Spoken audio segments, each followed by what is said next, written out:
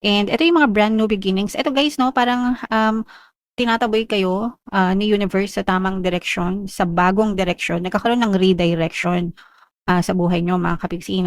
Parang nakikita niyo yung, daan na para sa inyo or landas na para sa inyo, yung path sa inyong destiny. So 'pag sinabing redirection guys, parang alternative na, daan. So kunwari traffic sa, diretso, puwede kang kumaliwa, lumiko sa kaliwa or sa kanan, pero yung destination mo gano'n pa rin.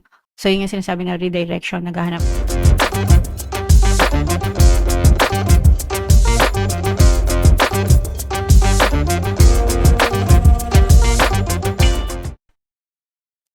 Hello guys, hello Virgo. Welcome back to Pinay Pixie Tarot. Ang pamagat ng episode natin for tonight is first half kapalaran para ngayong June 1 to 15 para sa Virgo, Sun, Moon, Rising sign, and Venus.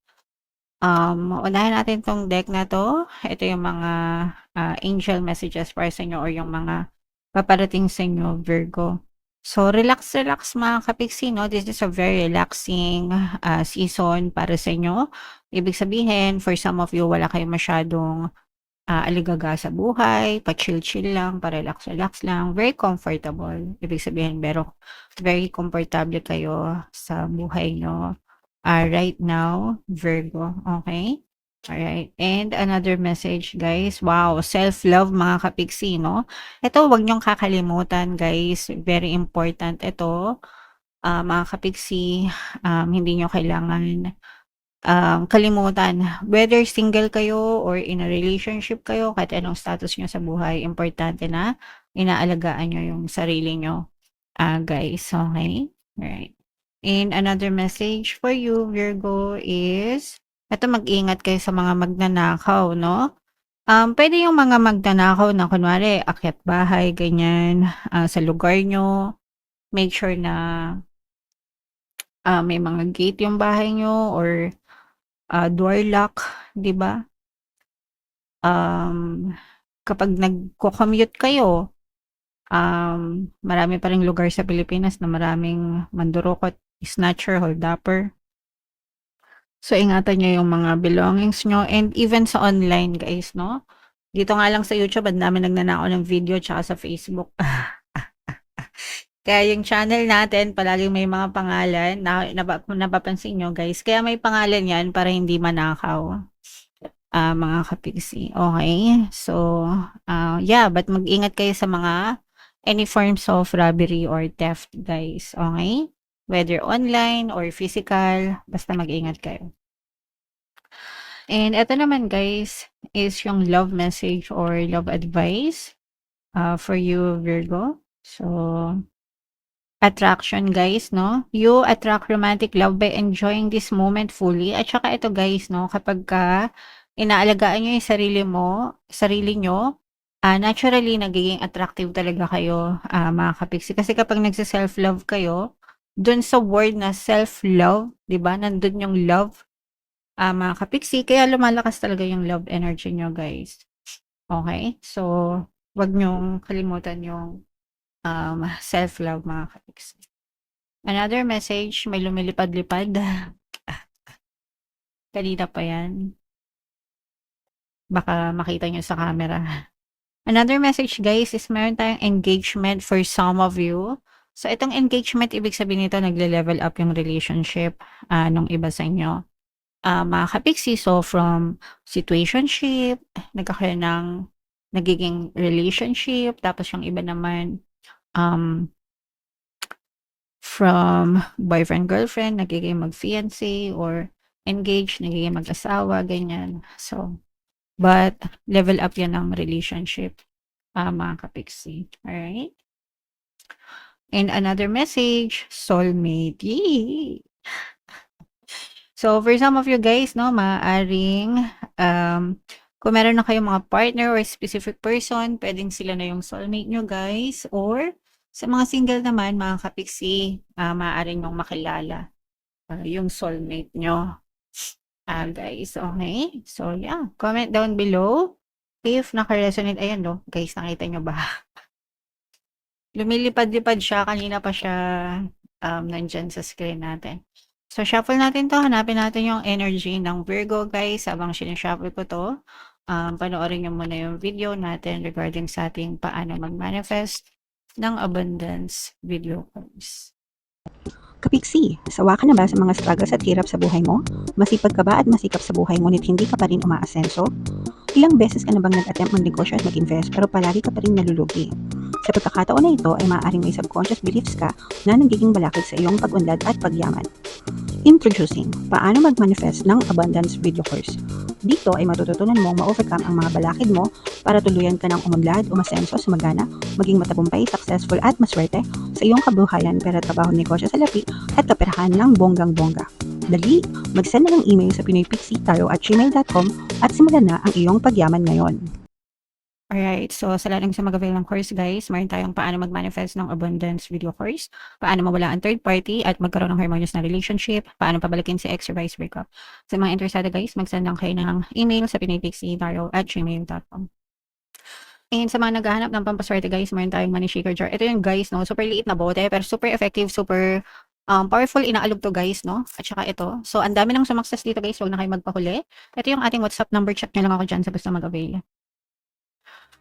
So, Virgo, kayo ay represent ng King of Pence, mga kapiksi. This is both positive and negative. Pero this is more on positive, guys. Kasi, ang nakikita natin dito, for some of you, pwedeng meron kayong mga kaaway, kaalitan, mga kapiksi. Pero magkakaroon ng reconciliation dito.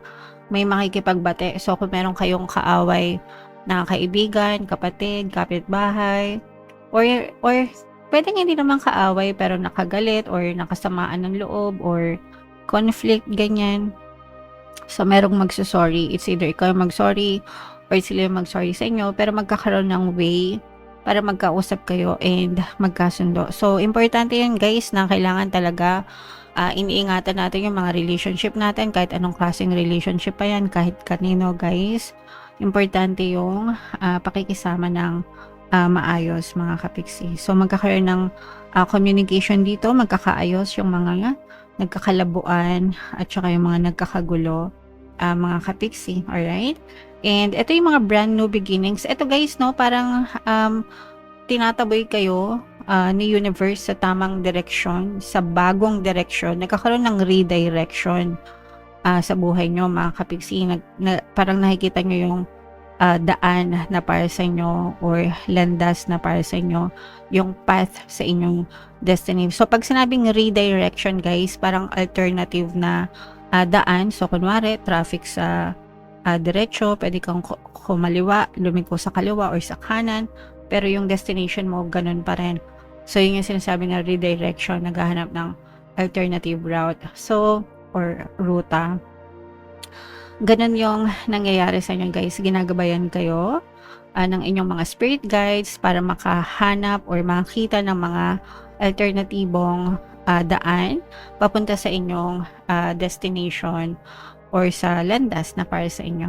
And itong destination nyo, guys, these are your mga pangarap sa buhay, mga kapiksi. So, makikita mo yung daan papunta sa mga pangarap mo, guys, and you will feel happy and satisfied overall, mga kapiksi. Okay? So, i-mind nyo na yan, guys, no? Tamang direction, redirection. This is a brand new beginning para sa inyo. Magiging hudyat ito ng bagong simula para sa inyo, guys. Okay? So, maganda yung nag-aantay para sa inyo, Virgo. So, what else? This is your energy. Another earth sign, Capricorn, Taurus, Virgo. Ito naman, guys, for some of you, maaaring nagkakaroon kayo ng mga conflict sa ibang tao dahil sa pera. Lalo na yung mga breadwinner.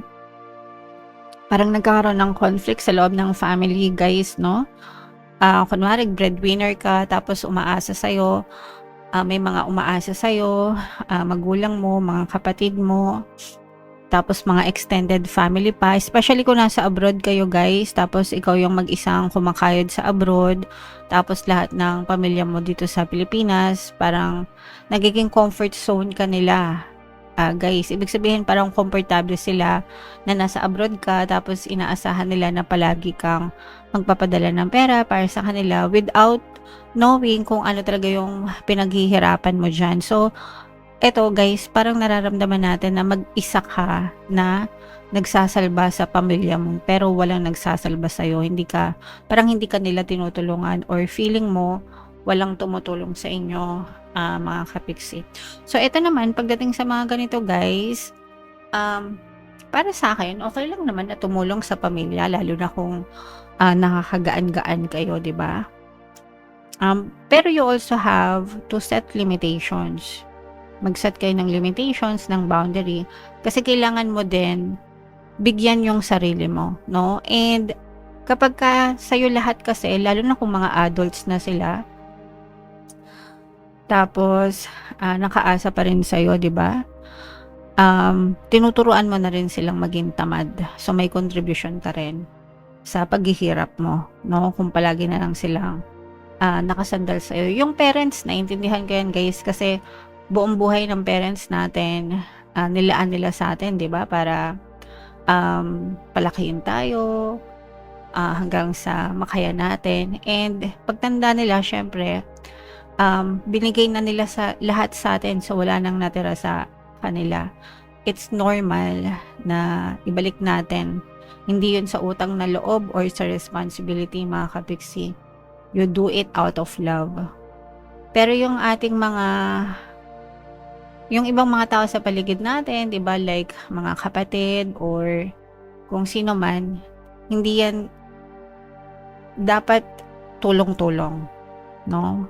Dapat tulong-tulong. So, yun lang masasabi ko. Baka mabash pa ako. Hirap nang magsalita dahil maraming opinyon ang mga tao. Pero, yeah, hindi naman kailangan na kayo lang or isa lang yung breadwinner. Mas maganda kung tulong-tulong, mga kapiksi. Pero sa case nyo kasi, naghihirap kayo dahil sinasalo nyo lahat. So, sinong magsasalba sa inyo, guys? So, anyway, comment down below guys if naka-resonate kayo. And, yung mga magaganda, i-main nyo sa comment section. For more tarot readings, ito yung playlist nyo. Ito naman yung ating success stories ng paano mag-manifest ng abundance video course. Panoorin itong video natin guys about money shaker jars. Thank you for liking, sharing, and subscribing. See you next time guys. I love you all. Have a nice day. Bye-bye.